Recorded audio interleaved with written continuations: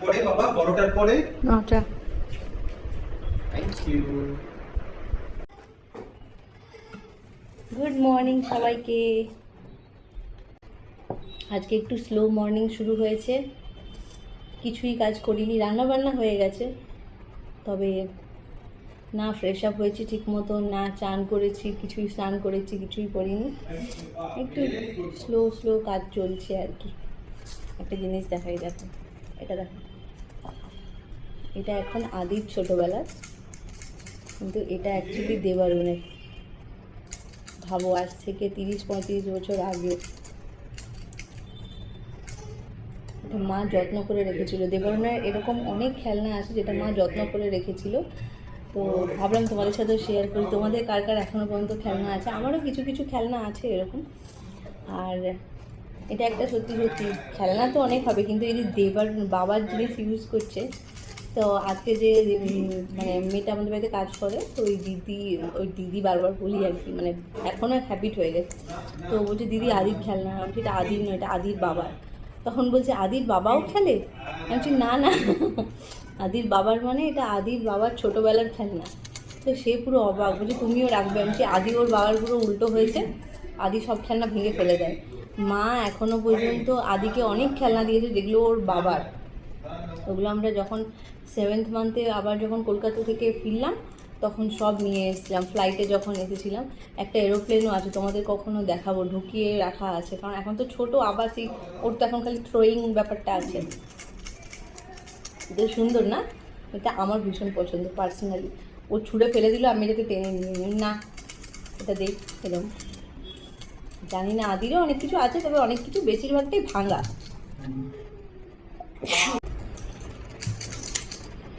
যখন এয়ারপোর্টে আসছিলাম, যখন এরোপ্লেনটা নিয়ে আসছিলাম, এরোপ্লেন বা কিছু বন্দুক এরকম টাইপের, তো সিআরপিএফরা কিছুতেই আনতে দিচ্ছিল না। তো তারপরে যখন গিয়ে আবার রিকোয়েস্ট করলাম যে এটা ওর বাবার, প্লিজ আনতে দিন, এটা একটা ইমোশন জড়িয়ে আমার মানে শাশুড়ি মা দিয়েছেন। তখন তো অবাক শুনে, বলছে এখনও পর্যন্ত আছে? বলছে হ্যাঁ এখনও পর্যন্ত আছে। তখন বলছি ঠিক আছে নিয়ে যাও। দিয়ে কিছু একটা দেখলো বা কিছু একটা স্টিকার চিটিয়ে দিল লাগিয়ে, তারপরে ওটাকে বললো, বলছে যে এটা তো দারুণ ইমোশন না।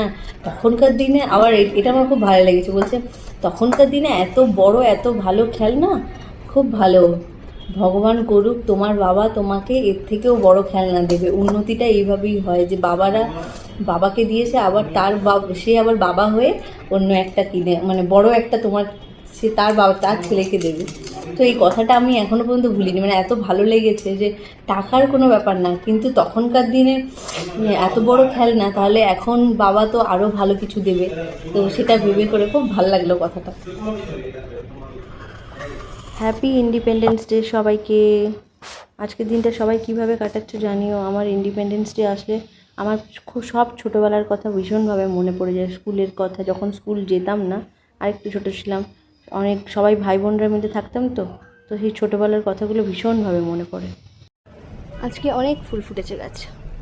2 3 4 5 6 7 জবা ফুল, না 8 জবা ফুল, এই আরেকটা আছে, 8টা জবা ফুল ফুটেছে আজকে না। বাড়িতে বেশ ফুল ফুটেছে, তোমাদের সাথে তো শেয়ার করলাম, দেখলে তোমরাই। তো যাই হয়ে যাক, মায়েদের কিন্তু ছুটি নেই 15th অগস্ট হোক বা কোনো স্যাটারডে সানডে হোক। এখনও পর্যন্ত কোনো ব্লগ দিতে পারিনি, বেশ ব্যস্ততার মধ্যে দিয়ে দিনটা কাটলো। আদু লাস্ট ইয়ার এই জামাটা পরেছিল, আর এই বছর হচ্ছে না, তাও আদু ট্রাই করছে। কার? আদু উঠে দাঁড়াও, উঠে দাঁড়াও বাবা, উঠে দাঁড়াও।